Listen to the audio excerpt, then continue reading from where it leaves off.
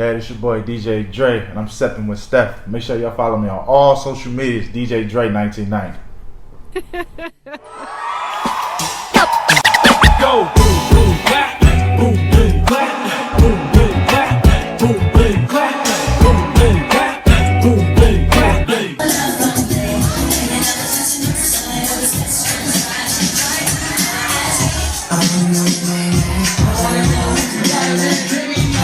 See me up in the club with 50-11 girls. Posted in the back, diamond bang in my grill. Brooklyn brim with my eyes sitting low. Every boy here with me got that. Low riders, best with the phone fire. Stop the show fire, VIP low riders.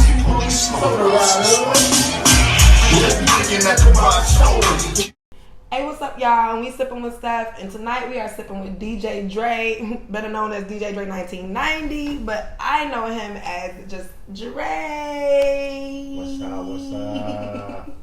What's going on? How you? I'm doing good. I'm actually super excited to be sitting here with you. I'm lit. I've been sipping a little bit because it's sipping with stuff, but yes, I'm good. How are you? I'm good. I'm doing good. Good. I'm excited to have you sitting here with me. You know what I'm it. saying? I ain't gonna keep you too long. But yes, you are always working. Yeah. I think I saw you when I turned 35 in DC, and I was out, and Dre was at. I said, "Is that Dre?" Actually, I think that was downtown here. It was downtown. You was working, you was out DC going on your way to a club, to go DJ, and I was like, "Is that Dre?"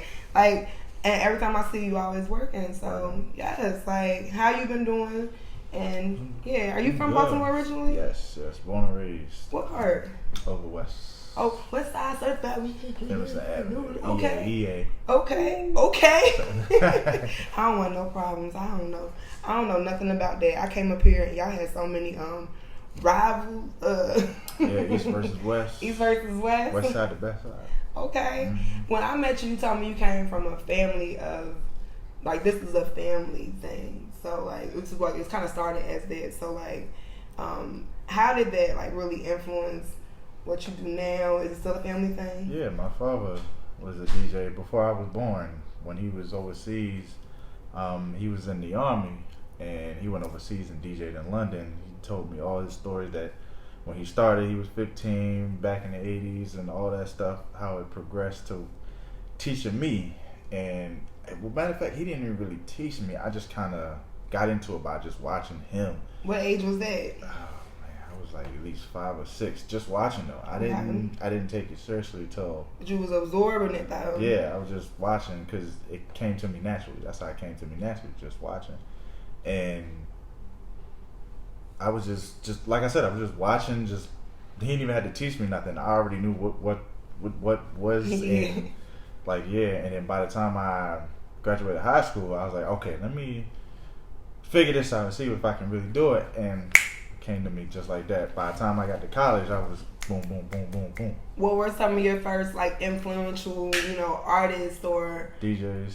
Yeah, that were my father, of course. Right. You have DJ Khaled. That's more on the business side where he brings in artists and just puts them on a platform and brings them together. Gotcha. Yes. DJ Jazzy Jeff. He's that's the guy right there. That's the guy, DJ Jazzy Jeff. You also have DJ AM, rest in peace to him. That's a guy who really took scratching and all the stuff that you see DJs do to another level. He was one of those type of DJs. So yeah. Okay, so when it was so crazy because y'all understand Dre always was working. And he had a full-time job, but he would go to these. We worked in a very professional setting, and he would go to these gigs, and he would, I remember seeing him, and then seeing that you also had. You were part of I ain't gonna call it a gang, but you had a group of DJs that you used to really rock with. Dream Team DJs, that's who we are, and that's who it's been about. Okay, I don't want no problem, no life. Okay, yeah. And what does that entail though? What I know, you have been in DC, you've been all over. I think what was the last thing you told me you did that You just did Afram. Yeah, Rolling Loud. That was Rolling Loud. Yeah, like in Miami. Yeah. How was that? How is that experience going there and having to like represent where you from? And it was pretty big. It was hot. Number one, very very hot. Miami Rolling Loud is very hot, but it was always busy. I seen a lot of people just moving around. It's like I said, it's so busy, and it's like jam packed security, all that stuff, and you just got to prepare yourself for the big stage. How if it's so busy? If it's so busy, I can't really imagine. How do you prepare yourself for an event like that? How do you prepare your repertoire of tracks? I mean, how do you get stuff together? To be honest, I don't. I just go off of my head. Like most people prepare. Like if you prepare, musical genius. If you prepare, you just making a playlist of what you think you want to play for your set. I just go off the top of the head because I know. You don't even do that for weddings or for like baby showers. Weddings, you definitely do that because if you're doing a wedding, you're gonna have to play what they want to hear in order. It don't you gonna play your song. It's not about me; it's about them. So you have to make the playlist. Gotcha. So. But for things like that, like concerts and stuff I'm doing on my own, so I can go off the top of my head. If it's like my set versus not doing stuff for anybody else, it's just me. I'm going up there to perform. I'm just doing off the top of my head. Gotcha. I think that's so cool. Dre used to hate on me because I wanted to be a DJ, and he used to try to sneak his equipment into our office and go into the back orientation room. And I would never tell my boss. I used to support them. I would never tell my boss. And he would go in the back and be set up and be mixing. What was you doing? It's more of organizing because music comes out every. I would just try to do one little scratch, one little. What's that called? What is this called? What is the 50-50 called? It's called a scratch. Okay, and then what is the what is is that called? What? When you slow it down and then you just slow it down. And then you see like it's like a backspin. See now you know what I'm talking about. It's a backspin. Okay, because you're getting educated. DJ, I'm about to be a DJ. 2022 looking good for Steph.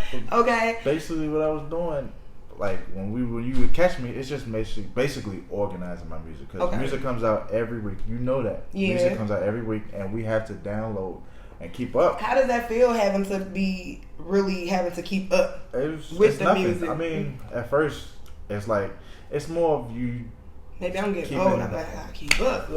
Yeah, but who is this little teasy, little beezy, little? It's now it's a lot. OMG, XGZ, who? I gotta keep up. They be like that's 𝐤𝐿𝐿𝐿𝐿𝐿𝐿𝐿𝐿𝐿. Okay, she hot. Like I don't know who. I be trying to keep up. It's a lot though. It's a lot now compared to what I did before because I could relate. But now it's more the younger kids. I have to find out what they like, and it's hard to find out what they like. What did your people think when you said you was gonna quit your job and you was gonna just do DJing full time? They weren't happy about it, but I mean, I'm an adult at the end of the day, so it's more me deciding what I want to do for myself. You did your thing. I did my thing. Yeah, you did your thing. So it's like a half and half type of thing. You did that. You know what I'm saying? I think that's great. What do you think one of the best experiences that you've had as a DJ? Like, what would you say one of your best experiences? DJing in front of thousands. That was one of the best experiences. Another one is being in people's memories for weddings and stuff like that.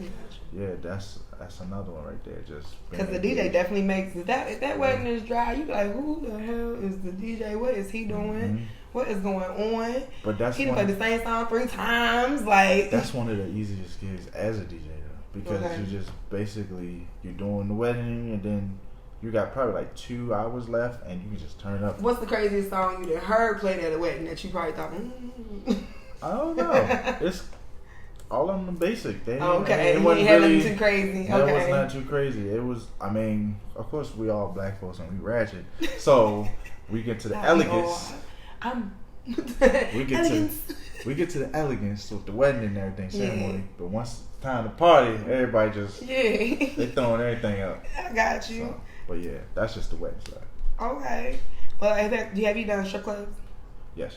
Do you like the strip clubs? You'll say yes. I have done the strip clubs. Yeah, I have. I will continue to do strip clubs. I have. Well, it's hard to do strip clubs because of the pay wise. But I mean, it's cool. It's cool. It varies. It varies because the strip club they can pay you this, and then the other strip clubs will be like, what's this? You getting me that much?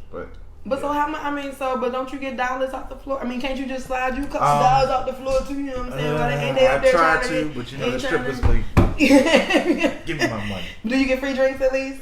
Yeah. Okay. Yeah. Okay, so at least you get the free drinks. Cause I would always, I'm trying to tell you, but strip clubs are very, it's fun because you get to make the strippers, or they don't call them strippers, they call them dancers. I'm sorry, dancers. My apologies. They call them dancers. I learned that the hard way. Okay. But okay. The dancers, we get the control on how they get the chicken and jiggle and grind. Yeah, that's true. That's true. But yeah, it's fun doing that. It's fun doing that. I don't like doing it a lot, but I would do it. Let me out the blue moon. They would call me like, "Can you do this strip club?" I'd be like, "Nah," or I'll go ahead. Okay, I always thought that was interesting. That's a different type of gig. You know, like bachelor parties. Have you know? Like, I ain't do a bachelor party yet. Okay, so DJ Dre is open for bachelor parties this year. You guys, let's book him for your wedding. Yeah, got you. Well, I would love to know, like, who would you like to really see yourself working with and like collaborating? Because I know you have been affiliated, or you have some affiliations that you've acquired over the years through your work. If I'm correct, yes. We have MMG, you know, Bel Air Boys, like please get like H Franks, Franks, DTLR. Those with DTLR, yes, like, you know.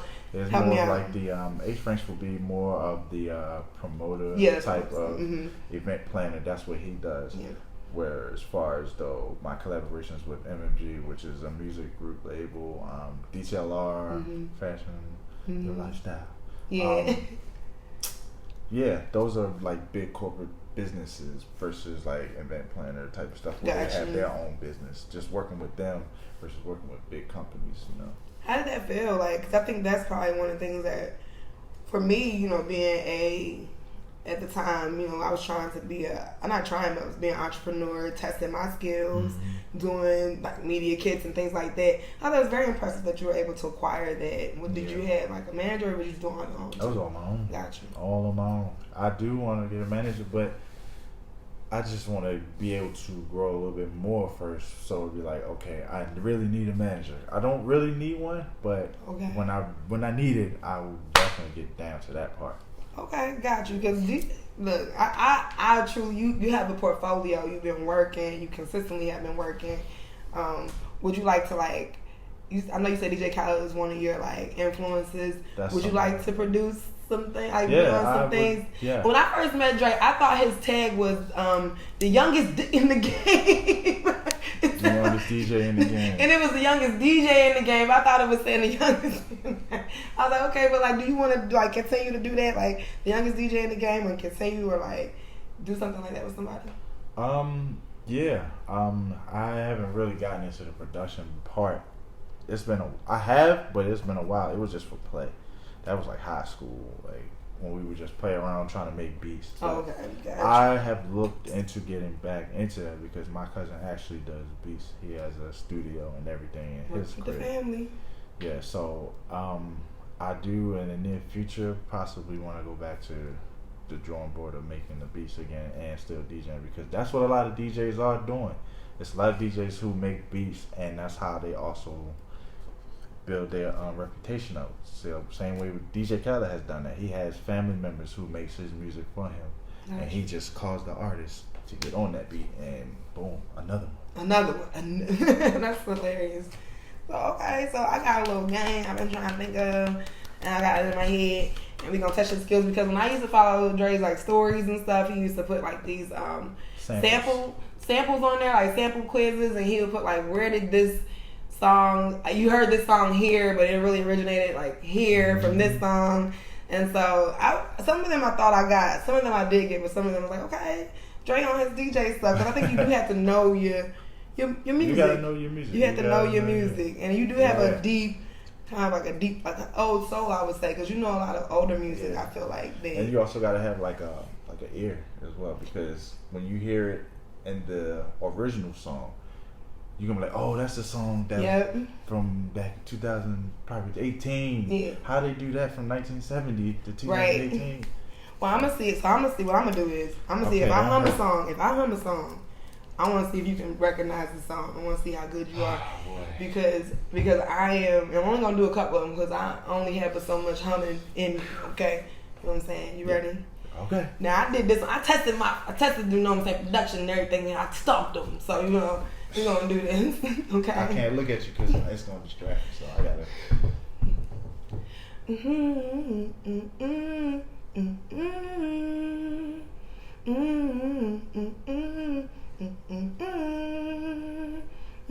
I'd rather be with you, Beyonce.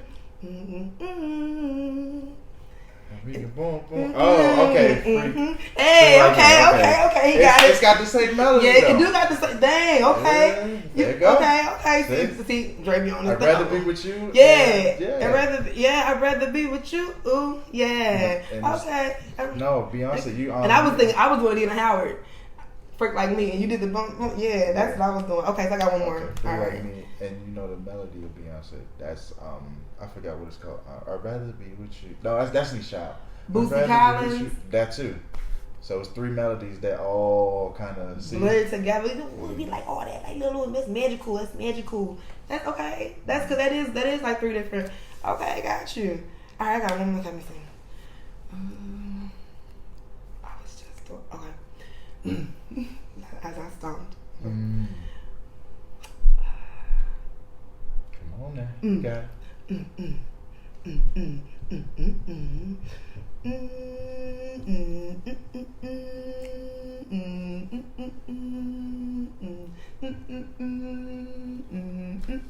That could be a lot.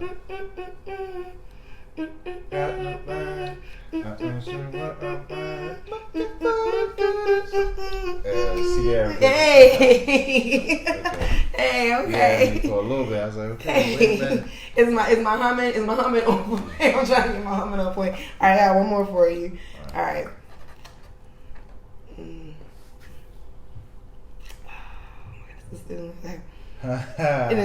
I'm trying to stump you. Like I'm trying, because Dre is good. You don't get that one. Okay, I'm just gonna do it anyway.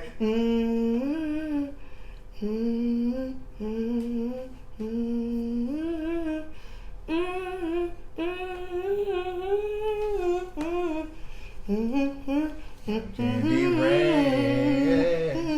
Have you ever? Yeah. Okay, cool. Dre, I was like, I know I can touch Dre. Dre gonna know most every song that is possibly out there, because I remember really watching you mix and being like, you know that song too? And you was doing these old freaky mixes. He used to do old freaky college mixes, these little lovers mixes you used to drop and stuff like that with a bunch of everybody loves slow jams. Yeah, that's what's up. Like, did you used to ever you had the SoundCloud and stuff? Was that just for like your own creative experience? It's for also people to hear me out as well. Like, cause get you a lot people of people to book you.